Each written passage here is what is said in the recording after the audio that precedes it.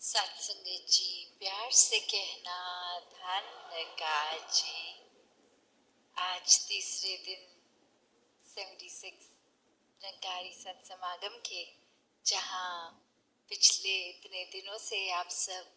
मैदानों में आए भी हुए हैं, अपनी सेवाएं भी अर्पित कर रहे हैं और किस रूप में वो एक दूसरे को पहल वाला भाव, क्योंकि जहाँ पे भी नजर जा रही है वो चाहे रिहाइश के टेंट हों या कैंटीन्स हों या अन्य सारे वो पॉइंट्स जहाँ पे सब एक शब्द रूप गैदरिंग ज्यादा भी हो जाती है, पर संत जहाँ है वहाँ तो फिर वो गैदरिंग नहीं, वो तो फिर एक आनंद ही है और वो भीड़ नहीं, वो एक ही है। तो कैसे अपने घरों से भी चल के अपनी जिम्मेवारियां हर एक के घर परिवार की, फिर भी ये समागम का समय निकालना, सेवा के लिए उपस्थित रहना, और घर वाले भी जो रह गए नहीं आ पाए उनका भी वो भाव कि घर के अन्य सदस्य कर लें, हम घर रह के कोई जिम्मेवारियां निभा लेंगे। तो कैसे हर एक के भाव, चाहे वो कहाँ कहाँ भी सेवा रूप किस तरह हो, हर एक ने जो योगदान दिया ये समागम को सफल करने के लिए, एक भाव जहाँ हर एक का कि पूरा संसार इस ब्रह्म ज्ञान से जुड़े, इस मिशन से जुड़े, एक अपने जीवन में सुकून, स्थिरता, सहजता, एक ठहराव का वो जीवन, एक समर्पित भाव का सुकून, एक अपने मन से प्रीत प्यार का सुकून, एक शुक्राने भाव का सुकून। तो एक वो भाव हर एक का कि कैसे एक लव एंड एक्सेप्टेंस के साथ भी ये सुकून का ही भाव होता है। हर एक पूरे संसार में जहाँ जहाँ भी रह रहे हैं, अभी भी नजर जा रही है, तो एक फिजिकल अपीयरेंसेस की बात करें तो हर कोई भिन्न भिन्न तरह के दिख रहे हैं, एक बैकग्राउंड, एक कल्चर, एक सब इतना अलग, फिर भी एक खूबसूरती हर एक की, हर एक में वही नूर इस निराकार का। तो वो एक डाइवर्सिटी होने के बावजूद, ये वर्सटाइल इतनी सारी कल्चर्स होने के बावजूद एक ही सब क्यों है, बात वही, सभी इस निराकार से जुड़े हैं, इसी की रचना है ये आत्मा और परमात्मा का रिश्ता। तो कैसे जहाँ स्वीकृति है, ये एक्सेप्टेंस है, वहाँ प्यार भी है, ये लव का भाव है, क्योंकि ये जब तक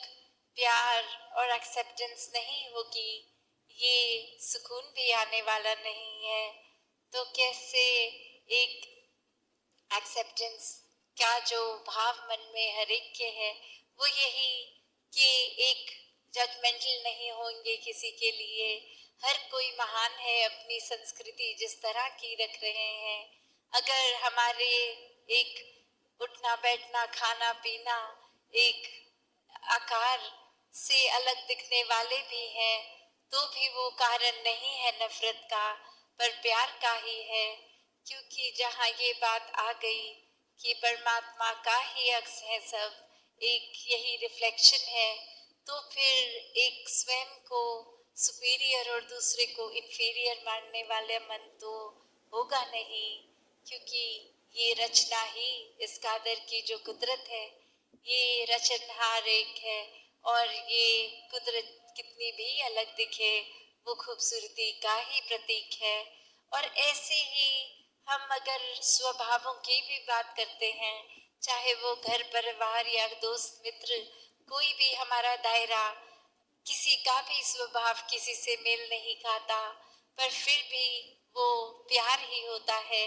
जिसके वजह से हर कोई इजीली हम हर किसी को एक्सेप्ट कर सकते हैं। तो एक कहानी भी दासी को जो ध्यान में आ रही है कि कैसे अक्सर एक जो एक्सेप्टेंस का एक दूसरा पहलू भी होता है। एक नॉलेज जब ज्यादा किसी को आ जाती है तो वो किस तरह से फिर उस दायरे तक सीमित नहीं रहता कि अगर मुझे कुछ खास एक बातें पता है या कहीं मेरी स्पेशलिटी है तो ये बात मैं हर एक को जा जा के बताऊं कि देखो मेरी बुद्धि कितनी तेज है, मुझे कितना ज्ञान है। तो ऐसे ही कहानी में जहाँ एक इंसान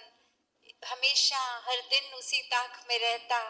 कि कोई मिले और मैं बहुत ही इंटेलेक्चुअल इंटेलिजेंट बातें करूं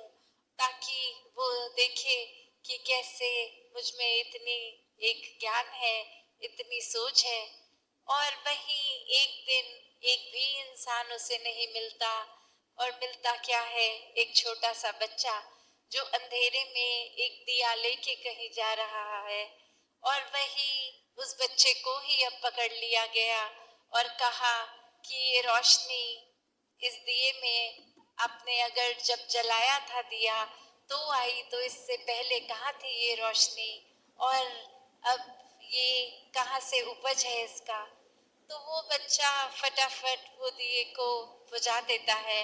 और बोलता है कि आप ज्यादा सयाने हैं तो आप ही बताओ कि अब ये दिया मैंने बुझा दिया है तो ये नूर ये कहाँ चला गया, तो ये जहाँ चला गया वहीं से वापस आ जाएगा। तो वो बात बच्चे की कि कैसे एक बुद्धि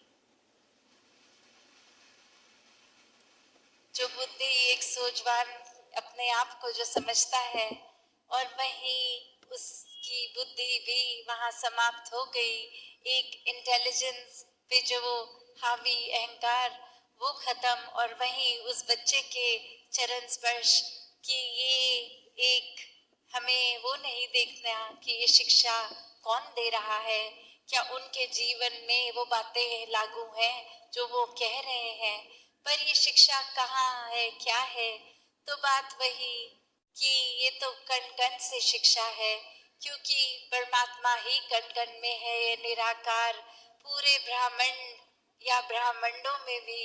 हर जगह ही है। और कैसे कण कण में जहाँ निराकार है तो अवश्य ही कण कण से शिक्षा भी ले सकते हैं। फिर वो चाहे शिक्षा देने वाले कोई भी हो, एक अपने आप को समर्पित करके एक मन में इस दातार का ही शुक्राना कि किसी घट से भी कोई शिक्षा मिल रही है, किसी वस्तु किसी अन्य चीज से भी, तो हर एक से जहाँ एक प्यार और एक्सेप्टेंस अगर है मन में तो ही ये भाव कि हर कोई अगर हमारे विचारधारा के विपरीत भी है तो भी कैसे आराम से सुकून से उनकी बात को समझ के एक अपनी बात रखना अलग बात है, पर उस वजह से किसी को नफरत नहीं करनी, एक हेट्रेड का भाव नहीं आता। तो कैसे हर कोई जहाँ सुकून में जीवन बिताए क्योंकि ये संसार में आए हैं और अन्य कितने ही लोग जो अलग विचारधाराएं रखें कहीं से भी हो, कोई ऊंच नीच नहीं, कोई भेदभाव नहीं, कोई भी एक इस तरह का भी ख्याल नहीं कि हमसे अलग है, बल्कि हर एक को एक आईना एक शीशे की तरह देखें कि जो हम में है वही जोत सामने है। तो यही जोत इस निराकार से आई और यही जोत ये शरीर खत्म होने पर यही जोत अपने असली रूप निज घर में ये मुक्ति एक साल्वेशन की बात जो हर कोई ग्रंथ कर रहा है, एक वही जीवन ये वाला जीकर अगर इस परमात्मा को प्राप्त कर लिया तो फिर ये मुक्ति का हकदार ये जीवन हो जाएगा। हम अपने जीवन को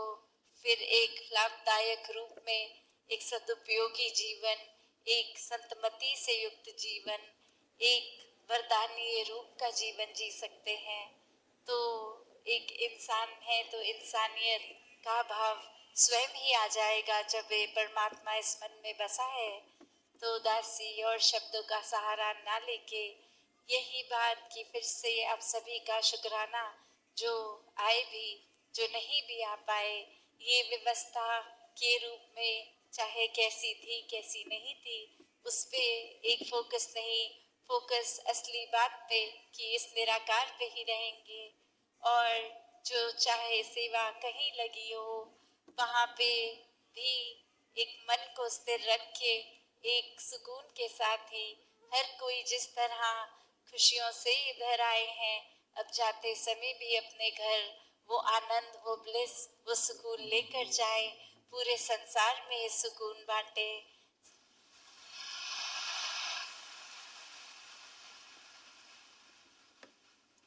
हर एक के एक बनने का ये संसार में अब समय है कि किसी को अपने मुताबिक तोड़ मरोड़ के ये कोशिश नहीं कि हमारी एक सोच से मैच हो, हमारे नेचर से मैच हो, हमारे जैसे बन जाओ, पर नहीं, वो फर्क उनके मुबारक हैं, वो डाइवर्सिटी मुबारक है। बस हमें अब समय है हर एक का बनना है, वो भाव रखना ही नहीं कि ये अच्छे हैं कि बुरे हैं। बस हर एक के जितना हम हो जाएंगे उतना और इस परमात्मा के करीब आते जाएंगे। तो भक्तिमय जीवन हर एक के हिस्से आए, हर कोई इस जीवन को मुबारकबाद जीवन बनाकर इस धरती से जब आए, इस धरती पे जब आए थे, तो जितनी वो प्राकृतिक रूप में सुंदर चाहे वैसी उससे भी बेहतर छोड़कर जाएं, और मनों के अंदर भी सुंदरता एक और हर दिन के साथ और निखरती जाए, ये परमात्मा का वास दिल में और गहरा उतरता जाए, ये एहसास निराकार का, ये सुकून एक इससे युक्त होकर ही अपने जीवन को हर कोई जिए। सत्संगत जी, धन नंगा जी।